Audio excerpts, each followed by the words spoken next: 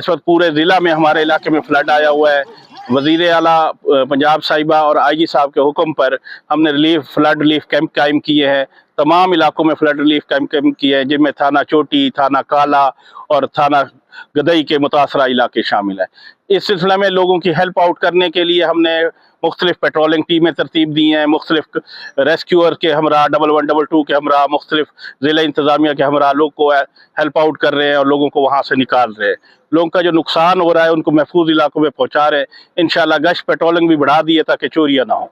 और तमाम flood relief camps की निगरानी DPO साहब खुद कर रहे हैं और वो पर्सनली ज़िला इंतज़ामिया के हमरा फील्ड में मौजूद है। इंशाल्लाह हम अपने फ्लड इफेक्टेड मुतासरीन को अकेला नहीं छोड़ेंगे और उनकी मुकम्मल हेल्प करेंगे।